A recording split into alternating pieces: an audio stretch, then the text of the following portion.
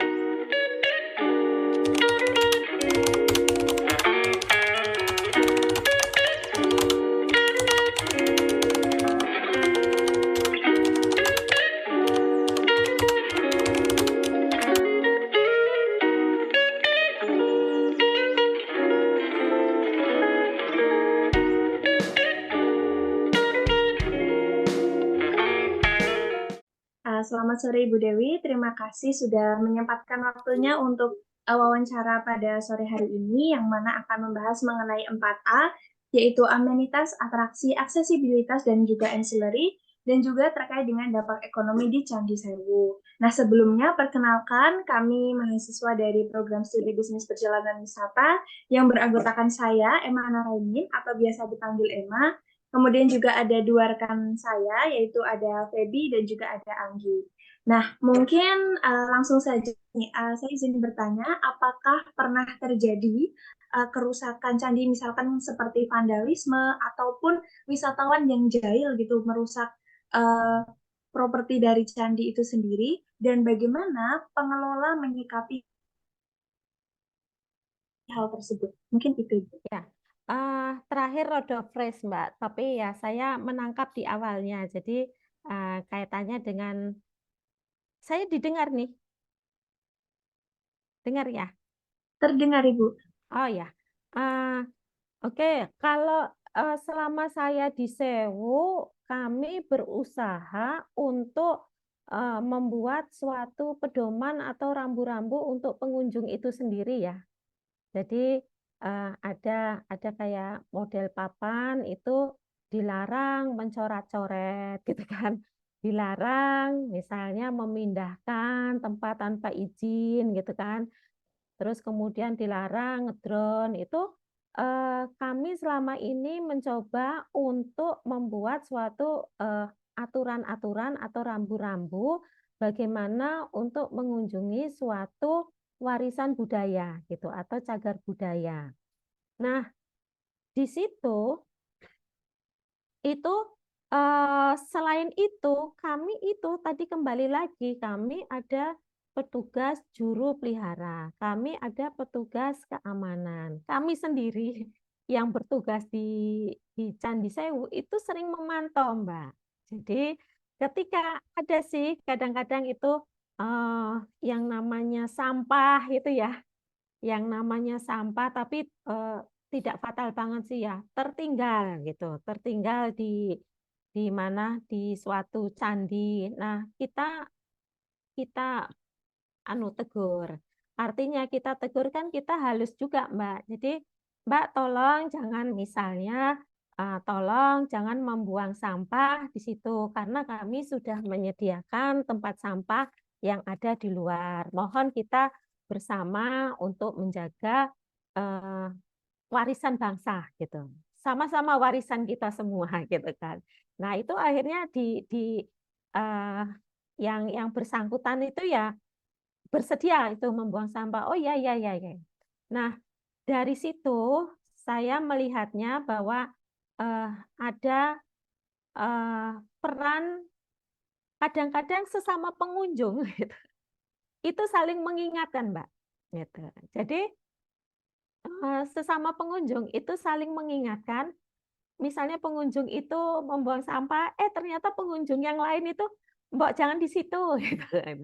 Jadi, nah, kesadaran pengunjung kan kadang-kadang ada yang memang bagus, ada yang memang belum gitu ya. Tetapi tentunya kami juga ada petugas-petugas yang selalu mengingatkan dan tentunya sebelum mereka berkunjung tentunya aturan-aturan yang eh, dibaca di papan-papan papan larangan atau papan di situ. Nah, itu kan juga mengarahkan mereka supaya mereka tidak melakukan hal-hal yang tidak kita inginkan gitu. Nah, itu lumayan terkurangi gitu. Jadi, lumayan tidak sesuatu yang menjadi masalah bagi kita yang sangat sangat apa ya, sangat melelahkan gitu misalnya. Nah, kita sudah antisipasi karena kita sudah ada antisipasi dan kita punya rambu-rambunya dan kita punya tata aturannya, seperti itu. Itu mengurangi resiko-resiko yang ada. Meskipun juga ada beberapa yang misalnya ini biasanya anak milenial ya, mau selfie, sekarang kan udah zamannya selfie naik-naik. Nah, kita kan kadang-kadang juga memperingati, jangan terlalu misalnya naik-naik seperti itu, karena itu nanti akan pertama merusak candi, yang kedua keselamatan dia. Kepleset gimana? Gitu. Gitu. Nah, itu. Jadi kita juga memperhatikan keselamatan pengunjungnya, juga memperhatikan cagar budayanya. Nah, kita selalu petugas itu selalu mengevaluasi dan kayaknya alhamdulillah dalam jangka beberapa tahun ini ya tidak terlalu signifikan ya, misalnya ada yang ketinggalan sampah di situ, kayaknya jarang, Mbak, jarang. Kayaknya sudah ada kesadaran juga bahwa disediakan sampah di sini tempat tempat yang memang kita rawat dan kita jaga bersama gitu ya. Kita kan sebetulnya sama pengunjung harus bersama. Kalau enggak kita kewalahan gitu. Nah, itu yang penting kita menyediakan ada tempat-tempat sampah gitu. Intinya situ sih, Mbak. Nah, kendala yang di situ seperti itu. Nah, kalau yang untuk lain-lain ya paling eh, perilaku pengunjung. Itu kan ada atraksi-atraksi misalnya pakai skuter itu, Mbak, pakai skuter. Nah, ketika di situ mungkin kelihatannya sepi gitu kan, skuter. Karena sepi balap-balapan sambil pegang HP. Nah, padahal itu sepinya ya tetap ada pohon toh. Ketika oleng sedikit nabrak pohon gitu. Nah, hal-hal seperti itu. Jadi perilaku-perilaku itu yang akhirnya kita evaluasi dan kita memberikan informasi kepada pengelolanya yang untuk pengunjung itu TWC misalnya, Mbok kecepatan dari skuternya jangan sampai 60 km per jam misalnya.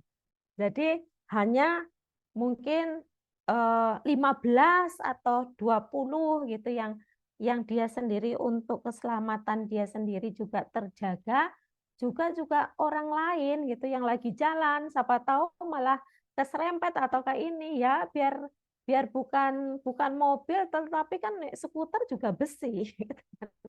Intinya seperti itu. Jadi hal-hal kecil sih kalau saya pikir yang itu memang bisa diatasi dengan evaluasi dan juga tetap kerjasama dengan pihak-pihak pengelola. Begitu Mbak dari saya, Mbak Hasna. Baik, terima kasih Ibu atas jawabannya. Mungkin selanjutnya terkait dengan amenitas dan juga aksesibilitas akan dilanjutkan oleh rekan saya, yaitu kepada Hasna. Dipersilahkan. Baik, terima kasih Ibu atas penjelasannya yang sangat luar biasa. Sebelumnya, apakah suara saya terdengar dengan jelas? Terdengar Mbak? Ini Baik, Mbak nah Emma ya? saya Hasna Ibu. Oh Tadi Mbak Emma. Hasna ya, oke. Baik, langsung saja Ibu. Saat ini saya akan menanyakan terkait dengan amenitas atau fasilitas ya di Candi Sewu. Nah, mungkin sebagai pengantar Ibu mohon dijelaskan fasilitas di Candi Sewu ini apa saja, Nji? Terima kasih. Oh, kalau fasilitas itu termasuk yang kamar mandi itu ya, Iya, Mbak? Nji. Kalau yang tadi studio tuh masuknya atraksi ya? Iya, Ibu. Oh, ya kalau kami yang fasilitas itu kalau untuk kamar mandi, kalau kepepetnya memang ke kamar mandi kami sediakan untuk pengunjung tuh Mbak, ada dua. Ya, ada dua di dekat studio Manjusri sama audio visual.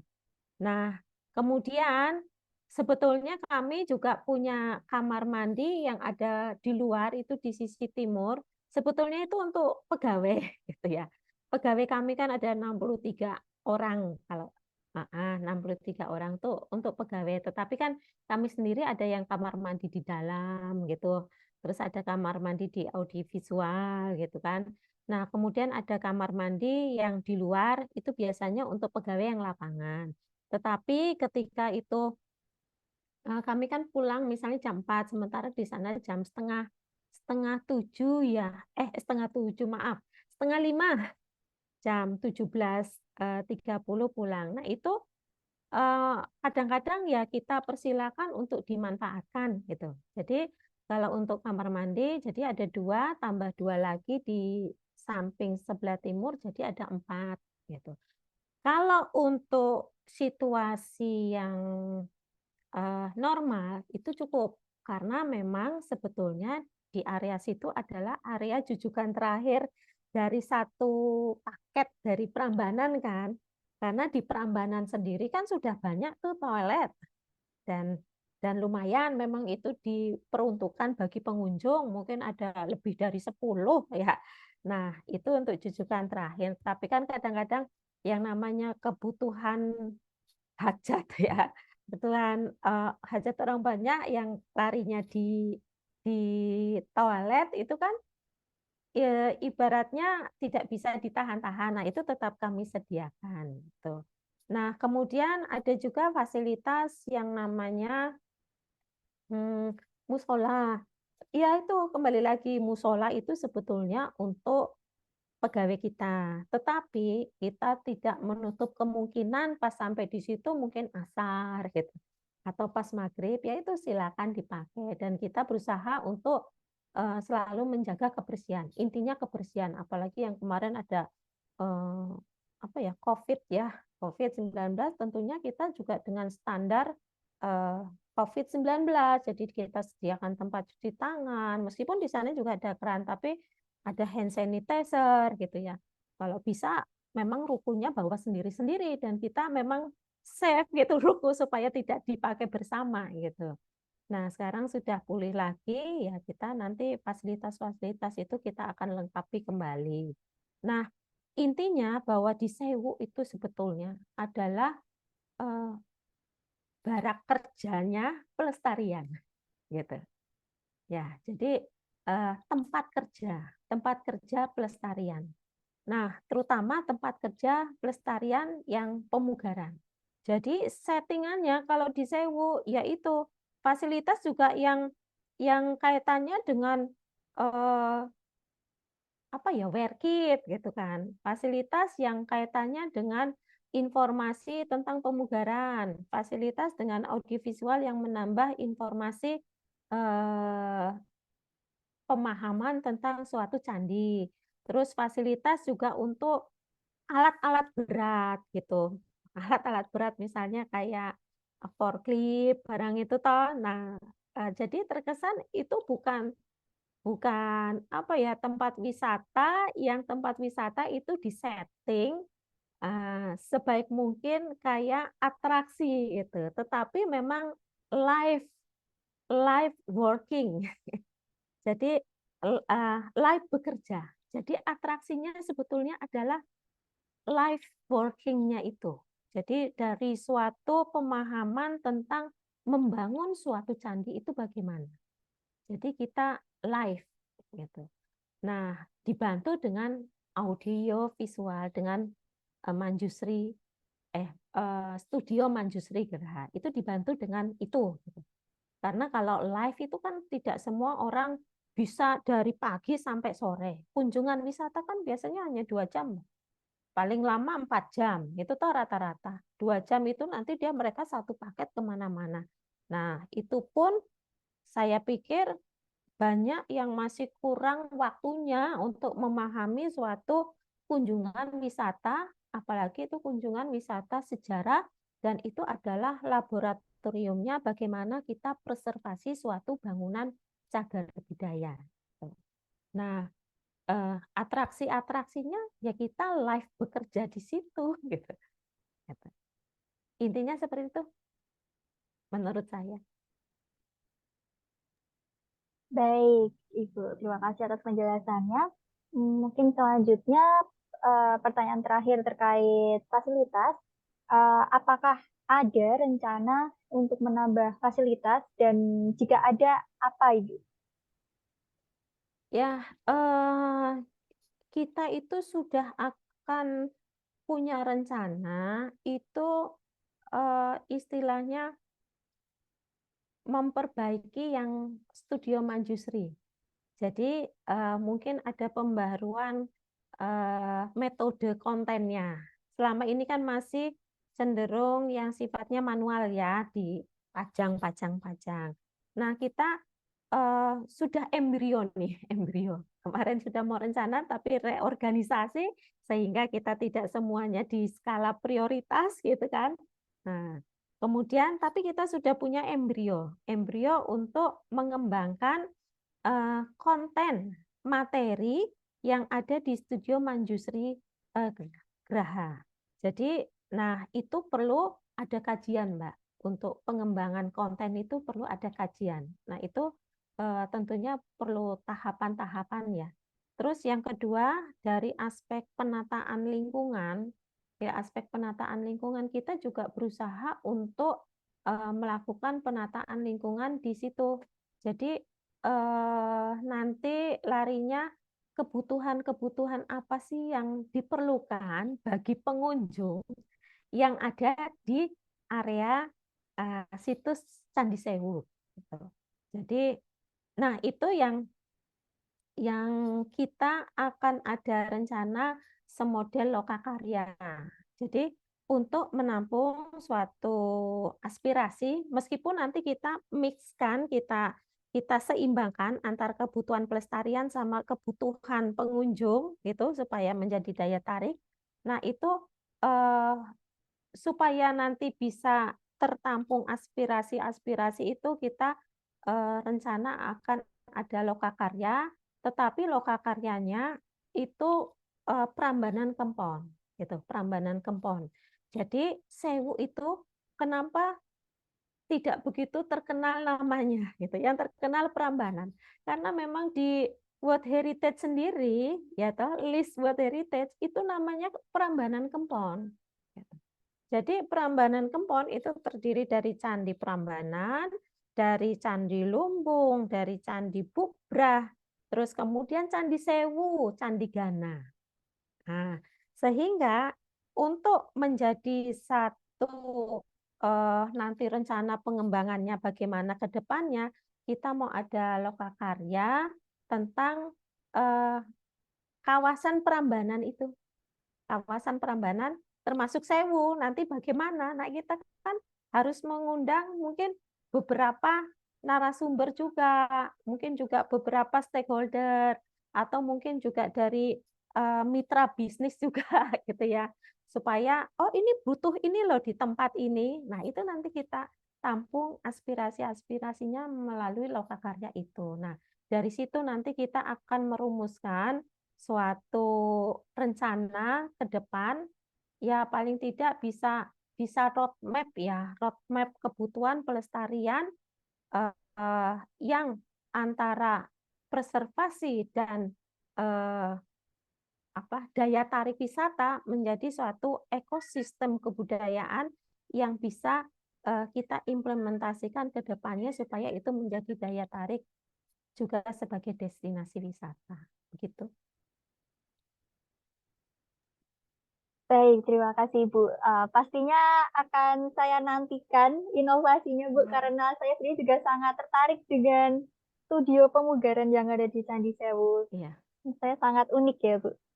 Baik, Iya. selanjutnya akan masuk di bagian aksesibilitas Ibu. Nah, seperti yang sudah saya lihat, kalau dari aksesibilitas sendiri itu kita tahu sangat mumpuni ya Ibu. Jalannya sudah beraspal, halus, lalu untuk kesananya juga mudah, terdapat halte bis Prambanan dan lain sebagainya. Nah, yang menjadi pertanyaan saya adalah bagaimana aksesibilitas bagi para kaum difabel Ibu? Apakah sudah mendukung dan sejauh apa seperti itu? Ya, baik Mbak. Sebetulnya kalau kemarin banyak pertanyaan untuk difabel. Nah, untuk difabel, ketika itu masuk di zona 2, itu saya pikir sudah baik. Karena dia rata dengan agak jalan yang di dalam zona 2 itu kan rata, terus rindang juga, terus luas juga jalannya gitu. Tetapi ketika itu akan masuk ke situs, itu memang masih banyak jeglongan ataupun turun tangga gitu. Nah, itu mungkin nanti juga kita pikirkan bagaimana, karena apa? Karena yang tangga itu sendiri, itu sebetulnya juga ada batas yang terkait dengan pagar, Mbak. Pagar, struktur pagar. Nah, itu kan kita belum menguah-uah, karena apa? Proses penelitian pagar ini masih kita jalani. Yang sudah ketemu tuh kan kemarin di sisi sebelah timur dan sisi sebelah barat. Sementara sisi sebelah utara sisi sebelah utara itu kan masih tangga yang turunnya agak terjal ya. Nah, itu nanti apakah tangga di situ kalau kita sudah membuka pagar, oh itu nanti kita paling tidak ada yang difabel jadi pakai kursi roda misalnya ada yang pakai kursi roda, terus ada kayak yang di bandara ya, selorokan gitu kan. Nah, atau mungkin yang di sisi timur kita belokkan itu kan masuk ya. Terus kita belokkan tidak naik yang di arca dua rapalanya itu. Nah, sehingga bisa kita belokkan di sisi timur atau ini. Nah, itu kan kita masih pakai proses gitu, masih proses, dan itu nanti kita pertimbangkan hal-hal seperti itu. Tetapi kalau di zona 2, misalnya pun mau lihat dari jarak jauh masih bisa. Kemarin tuh ada Mbak difabel. Eh, Difabel itu pakai kursi roda. Ya sama keluarganya dipopong, dibantu dipopong, gitu. Tapi pas turun tangganya memang agak susah. Tapi ketika dia lewat di sisi timur itu mungkin agak datar gitu, agak bisa. Ternyata ya bisa gitu masuk. Dan totalnya lo sudah di dalam gitu kan. Jadi ternyata kalau dipaksakan bisa, tetapi mungkin akan lebih dipermudah mungkin dengan akses-akses yang ada. Nah, itu mungkin masih kami pertimbangkan. Nanti kami tentunya diskusi juga ya, karena difabelnya itu belum bisa secara langsung misalnya pakai kursi roda atau mungkin pakai tongkat gitu kan. Jadi ada petunjuknya supaya rata, tidak naik, tidak terlalu curam gitu. Nah, itu nanti akan kita tindak lanjuti setelah mungkin nanti penelitian-penelitian yang pagar itu juga kita bisa ketemu gitu. Nanti hubungannya nanti larinya ya apakah ini nanti pakainya agak selorokan gitu, jadi cuman ditahan dari bawah gitu kan. Jadi kalau tangga kan agak susah itu. Tangganya juga masih curam gitu kan. Dibagi dua misalnya tangganya. Gitu ya, Mbak. Gitu.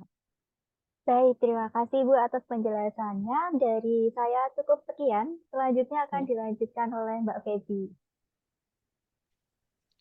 Baik, terima kasih Ibu Dewi atas kesempatannya. Saya izin untuk menanyakan seputar ancillary dan dampak ekonomi. Yang pertama, ancillary. Ancillary seperti yang kita ketahui merupakan kelembagaan yang turut mendukung dalam pengelolaan maupun penyelenggaraan kegiatan wisata. Nah, yang ingin saya tanyakan yaitu mengenai pengelolaan. Apakah dalam pengelolaannya Candi Sewu masih bergabung dengan Candi Prambanan?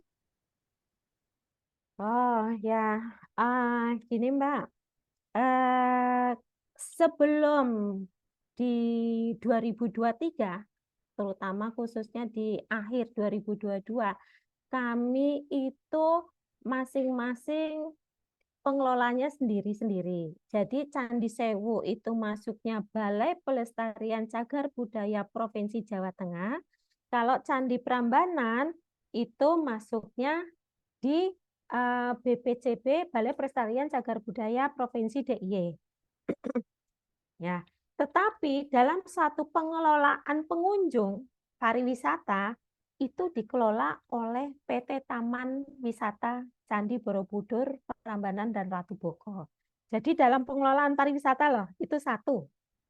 Nah, terus kemudian di tahun 2023 antara BPCB Balai Pelestarian Cagar Budaya Provinsi Jawa Tengah dan Balai Pelestarian Cagar Budaya Provinsi DIY bergabung gitu. Bergabung. Nah, ini bergabung otomatis di tahun ini, di tahun 2023 antara Prambanan dan antara Candi Sewu itu otomatis dalam satu pengelolaan namanya Balai Pelestarian Kebudayaan Wilayah 10 DIY Jawa Tengah. Gitu. Digabung. Nah, di dalam penggabungan itu kan berarti udah satu BPK wilayah 10 ya namanya. Kemudian ada pengelolaan pariwisata tetap oleh PT Taman Wisata Candi Borobudur, Prambanan dan Ratu Boko. Nek saya singkatnya gini aja ya, Taman Wisata Candi gitu. TWC gitu. Jadi satu TWC itu yang mengelola bagian kepariwisataan. Nah, BPK wilayah 10 yang mengelola kebudayaannya. Jadi kalau dulu kan cagar budayanya toh. Nah, sekarang itu kebudayaannya. Apabila di dalam area situ ada pemanfaatan yang sifatnya tari-tarian atau kebudayaan, itu tetap pengelolaannya oleh BPK wilayah 10. Nah, tari-tarian yang ada di situ dikembangkan di situ, kemudian mendatangkan suatu pengunjung yang banyak. Nanti yang mengelola pengunjungnya adalah taman wisata. Dan identiknya adalah tiketnya, Mbak. Tiketnya taman wisata. Karena kami sebatas memfasilitasi terkait dengan pelindungannya di area di situ. Nah, kalau untuk daya tarik wisata, atraktif wisatanya bagaimana? Itu dikelola oleh PT Taman Wisata TWC. Dan itu sebetulnya bermitra sama BPK wilayah 10. Jadi kita itu fasilitasinya adalah termasuk memberi arahan, terus juga perizinan gitu, boleh atau tidak, mengganggu situs atau lingkungannya atau tidak gitu. Nah, mereka biarkan aja mungkin sebanyak-banyaknya, tapi carrying capacity-nya seberapa gitu. Kita yang mengarahkan itu. Seperti itu sih, Mbak. Baik Ibu, selain BPK Wilayah 10 dan TWC, apakah ada kelompok atau pemerintah yang terlibat dalam pengelolaan di Candi Sewu dan apa kontribusinya? Nah, sebetulnya ada Mbak, pemerintah adalah pemerintah daerah.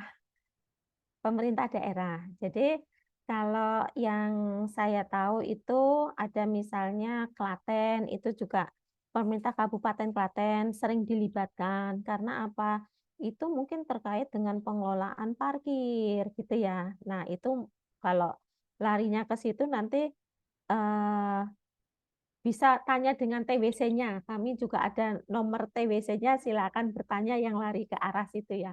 Nah, itu juga kaitannya dengan ada di tempat disediakan itu tempat yang menjual barang-barang souvenir gitu. Nah, barang-barang souvenir. Nah, itu kan juga dari warga, misalnya dari Klaten gitu, atau mungkin dari sekitarnya Sleman, otomatis kan juga ada kontribusi di situ, ada peran, maksudnya peran serta pemerintah daerah baik Kabupaten Klaten maupun Kabupaten Sleman yang di situ menghidupkan area sebagai area pariwisata. Dan dampaknya tentunya kan ekonomi kreatif mereka masing-masing. Atau mungkin ada tempat-tempat kalau misalnya ada acara-acara yang event-event yang itu mengundang pengunjung banyak, ya standar pengunjungnya banyak, itu ternyata mungkin parkir sampai di luar. Nah, itu kan juga pemerintah daerah terlibat di situ untuk pengaturannya gitu. Nah, kemudian kayak bagian pengamanan karena termasuk objek vital nasional ya, pengamanan. Jadi kayak Polda, kayak kepolisian gitu juga terlibat, Mbak, gitu.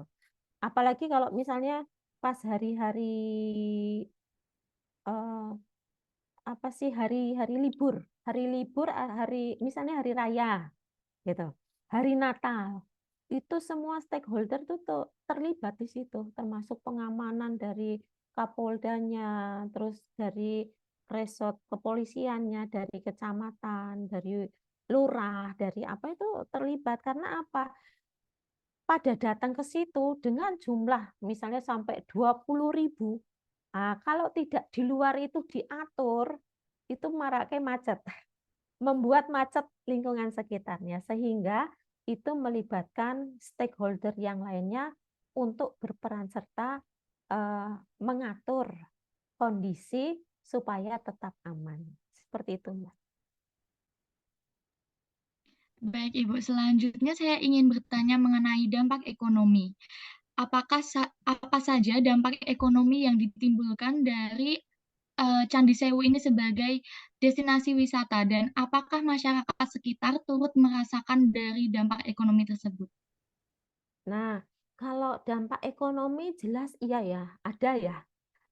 Mungkin kita tidak terasa banget yang signifikan banget, tapi itu berkembangnya pelan-pelan, perlahan-lahan gitu. Jadi tergantung jumlah kunjungan wisata juga. Nah, sekarang itu dulu saya ya sekitar mungkin 20 tahun yang lalu itu, yang di daerah luar pagar, meskipun kelihatannya kan terpisah ya, ada pagar, ada masyarakat. Yang dulu itu rumah-rumah biasa, Mbak. Sekarang memang sudah jadi restoran gitu. Karena dia kan tidak tidak belinya di dalam area candi, terbatas gitu kan. Dan ya harganya pasti di dalam area candi mahal gitu kan. Sementara yang kunjungan mungkin banyak. Nah, itu akhirnya di luar. Nah, itu ada tempat-tempat makan kayak ya apa ya, restorannya bukan restoran yang mewah tetapi kayak model terbuka kayak di Bali itu loh, Mbak. Kayak kayak model di Bali. Jadi cuman kursi-kursi dibuka itu ada di sisi sebelah timur Candi Sewu. Terus kemudian apa? Membuka akses-akses peluang ekonomi kreatif ya. Jadi memang ada beberapa di sana kan misalnya pengrajin kayu. Saya pernah tahu itu yang ada di Telogo itu pengrajin kayu. Nah, itu ternyata hasil kerajinannya itu juga dijual di eh, tempat yang disediakan untuk penjualan souvenir gitu. Terus kemudian masyarakatnya juga banyak yang istilahnya di situ ada punya kios-kios eh, jualan di area taman yang disediakan. Nah, itu juga membuka peluang sebetulnya ekonomi kreatif ya. Cuman memang tidak besar gitu, tetapi ya polanya masyarakat Indonesia kan bentuknya disediakan aja gitu. Tapi sebetulnya itu perlu perlu ada pembinaan yang bisa mengarah kepada ikon-ikon yang ini khusus loh di Prambanan gitu. Nanti ekonomi kreatifnya seperti apa gitu. Nah, itu sih. Terus yang kedua itu saya melihat juga eh, di dalam aspek seni budaya.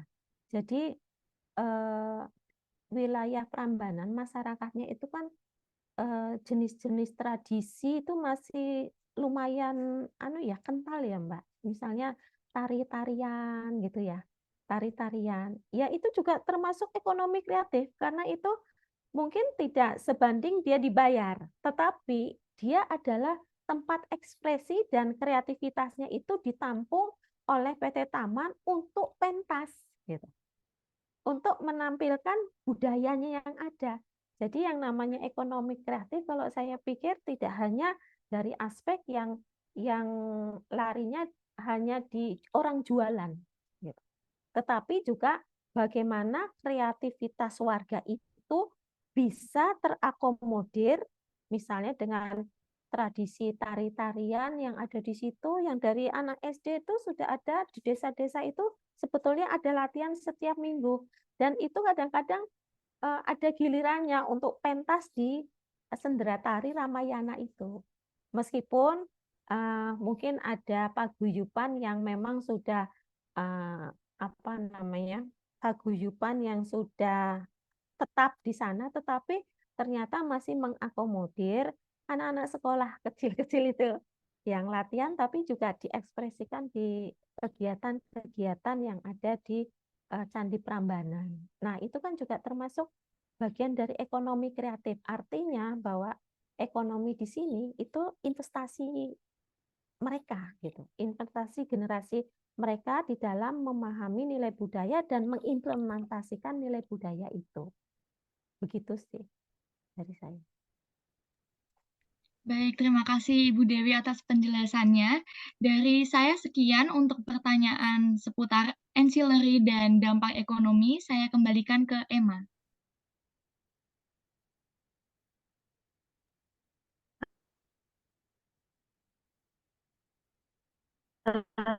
Baik,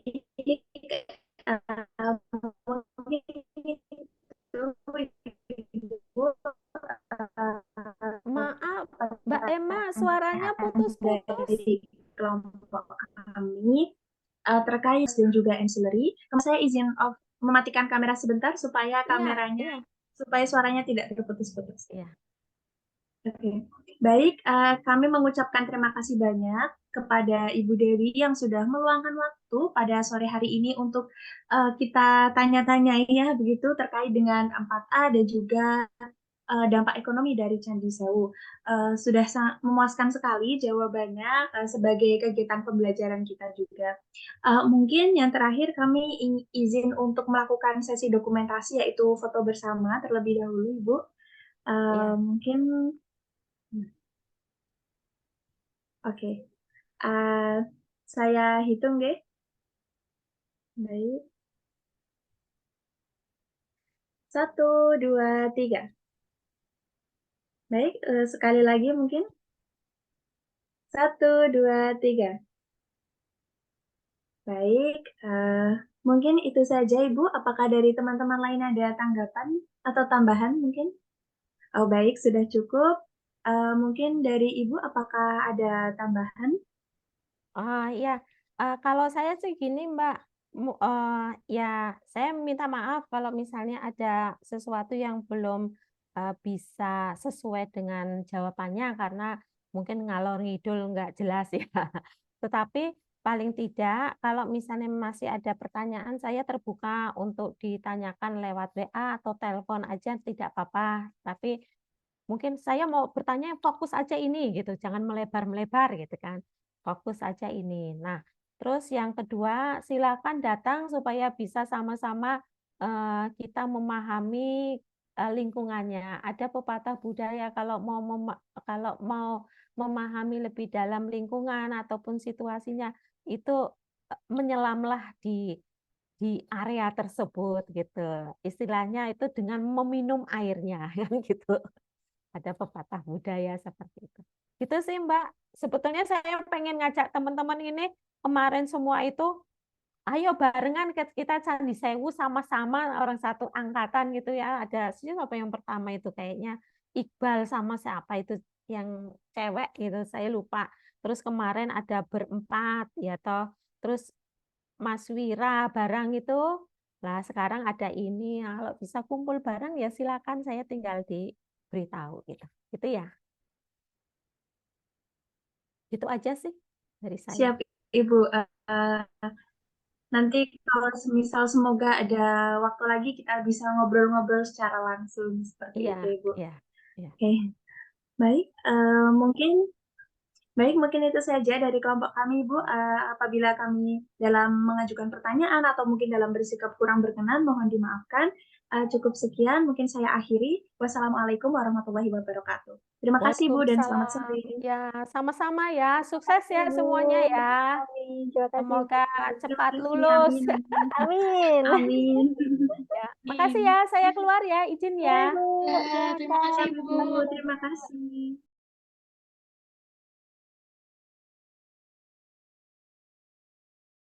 Candi Sewu merupakan candi Buddha yang sudah ada sejak zaman Kerajaan Rakai Pikatan. Dalam pengelolaannya, candi ini dikelola oleh PT Taman Wisata Candi serta BPCB Jawa Tengah. Amenitas yang tersedia di candi ini cukup lengkap. Terdapat toilet, musola, dan parkir. Aksesibilitas untuk menuju candi ini sangat mudah dijangkau. Terdapat halte bus di sekitar candi. Atraksi yang ditawarkan di candi ini sangat beragam. Terdapat spot foto candi, ruang audiovisual, dan studio pemugaran. Motivasi wisatawan berkunjung ke Candi Sewu sangat beragam, namun diketahui paling banyak yaitu sebagai wisata sejarah dan wisata edukasi. Dampak ekonomi dari adanya Candi Sewu belum maksimal, utamanya untuk masyarakat lokal. Dengan demikian, perlu adanya inovasi untuk mengembangkan potensi ekonomi dari Candi Sewu dengan memanfaatkan sumber daya manusia yang berasal dari masyarakat lokal. Dengan adanya inovasi tersebut, harapannya dapat membantu masyarakat lokal dalam meningkatkan peluang usaha dan lapangan pekerjaan.